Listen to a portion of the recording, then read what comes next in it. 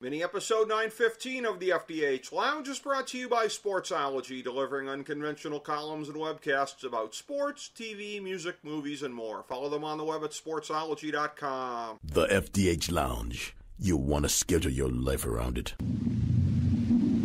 A long time ago, on a gloomy, wet Cleveland spring night, two men stand alone amidst the late-night drizzle. Their voices echo across the vacant station parking lot as they debate the merits of the great American radio show that have been missing for far too long. On that night, an idea was born. That idea became the FDH Lounge.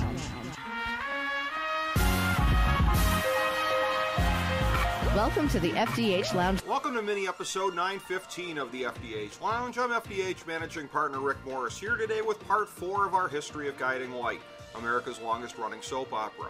In our estimation, there were 5 eras of the program in the final quarter century of the show that is the part remembered by most fans, and those are parts 2 through 6 of our series, following the preface, which is part 1. Part 7 is our list of the greatest characters of the modern era. For me personally, Guiding Light was a show that I grew to love, having been exposed to it by my mother. At least during its best times, it rose above the typical soap schlock that so often defines the genre, painting interesting and realistic stories about how characters related to one another. Thankfully, there's such a great amount of old episodes and of segments formatted into playlists on the internet, so this series is intended as our guide of what to expect as you navigate each era, and as food for thought for those who are fans. There's a great case to be made that the villainous but complex Roger Thorpe was the greatest character in the history of Guiding Light. If this is true, it's not merely the result of amazing acting from one of daytime's true greats, Michael Zaslow, but also the writing that was provided for him. The 9 years that we're covering today, from 1994 to 2003, were dominated by big stars and big goofiness, which is our label for this sometimes exciting, but often excessively over-the-top era. Alan was the first to come back in 1994, fooling everyone into thinking that he was still in prison when he was on the outside, plotting to regain his power. His son Philip followed in 1996, seeking to learn who forced him into exile 5 years earlier.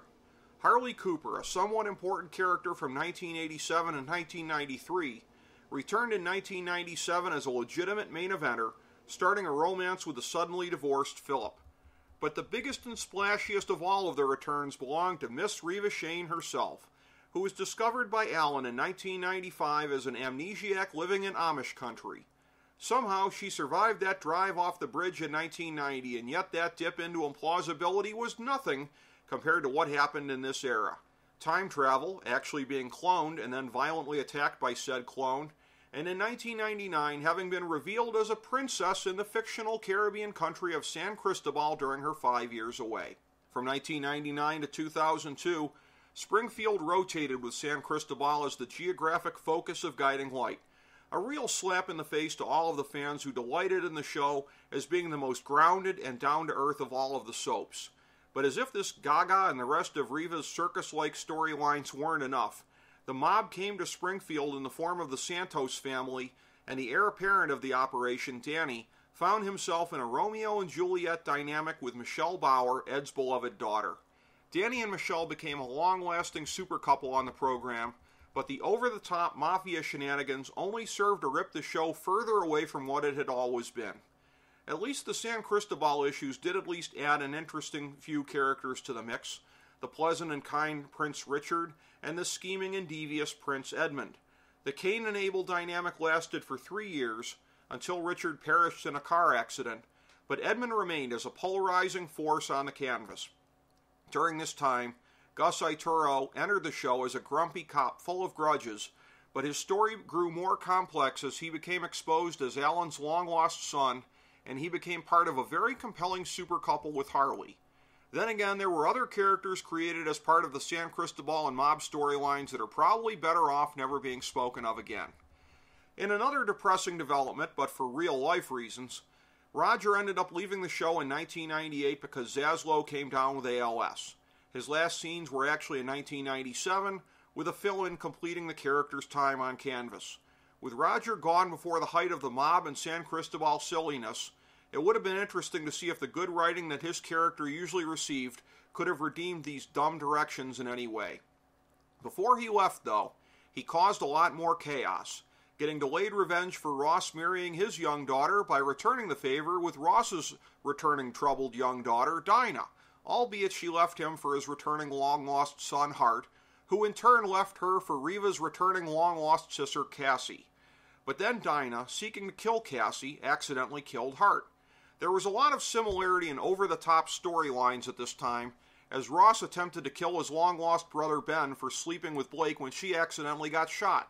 She survived, albeit being relegated to a wheelchair for a period of time.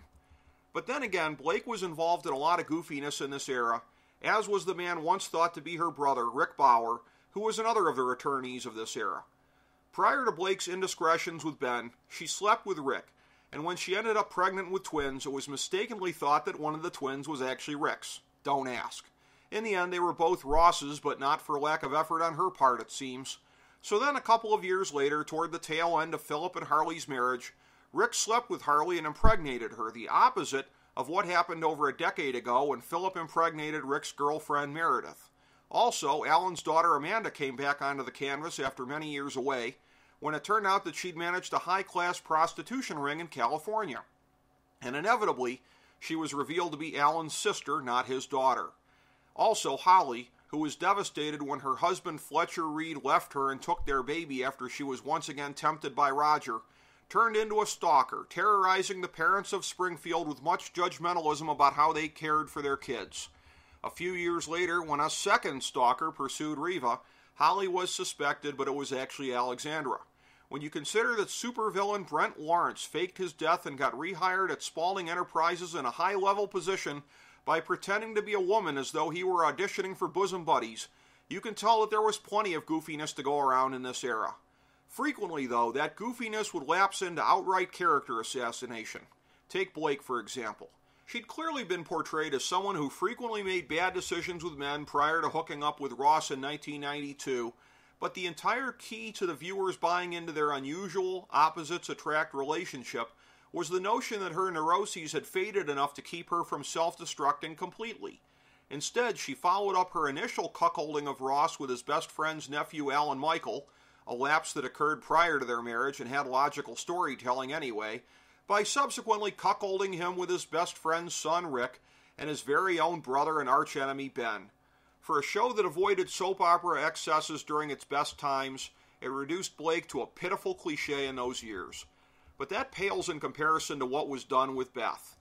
More about the details of her situation with Philip in a moment, but in her defining years on the show, she was portrayed as arguably the kindest and sweetest major character in the history of Guiding Light. In the interest of trying to carve out Philip and Harley as a new super couple, Beth's character was completely assassinated, as the writers did a hack job on her, reinventing her as brittle and mean-spirited in the fallout of her divorce. Now, big picture-wise, the show's defining super couples, Josh and Reva, and Philip and Beth, spent most of this time apart. Josh was married to the psychotic Annie when Reva was found alive, but over time, Reva conquered her rival, only to lose Josh again when she pursued the past that she'd forgotten in San Cristobal. Josh ended up with her old San Cristobal frenemy Olivia, only to have the pattern repeat itself, with Olivia self-destructing over fear of losing Josh back to Reva, which is exactly what happened. Meanwhile, Philip and Beth, who split up right before his return from Arizona, had hardly come between them when he fell in love with her. Beth tried desperately to atone for driving him away, and when she was unsuccessful, she turned her attention to a number of other suitors, but she started the process of getting him back when she and Philip slept together when they were stranded and thought they were going to die. This led to the end of Philip and Harley's marriage, but the Philip and Beth reunion was short-lived due to her second fake death and sowing of wild oats with young Bill Lewis in its aftermath. Simultaneously, Philip was gravitating to Olivia, now married to his father but soon to bear his daughter. So yeah, there wasn't a calm moment for fans of Josh and Reva and or Philip and Beth. The show did take an interesting direction with turning the May-December dynamic on its head, though. With Billy Lewis going to prison in 1994, his wife Vanessa divorced him and romanced a young handyman, Matt Reardon, who she initially did not realize was the nephew of her late friend Maureen. Their relationship survived everyone's initial doubts, only to be tested by a health scare and fake death on her part. Their relationship was also tested by the travails of her aforementioned daughter Dinah, who fled the country after accidentally killing Hart. And of course, Beth, who, as we've established, was reinvented as somebody who had no respect for anyone's marriage, set her sights on Matt for a period of time as well. Throughout all of this, the butchery of many characters, mafia cliches, and the fairy tale San Cristobal garbage, the writers made a laughable attempt to offset their goofiness by reasserting some of the show's history by bringing Maida Bauer, a legacy character from the 1940s through the 1970s, back on the show. Set up as the stereotypical grandma-type figure looking out for her brood, her presence did little more than paint her as a refugee from a time capsule, a throwback to days when the writing at least made sense, and there weren't circus-like excesses of the soap opera world all around her. Her character deserved much better surroundings. However, for all of the copious weirdness, the extreme unevenness at best of the quality of these years, the worst was yet to come. The next era is what we're calling the off-the-rails era, the one that set the stage in many ways for the cancellation of the program. That started in earnest in late 2003, when the pros started to get outweighed by the cons even more heavily than in this era. In these years, you could still find some gold here and there simply by enjoying the history of the characters, even if you didn't like how they were being used.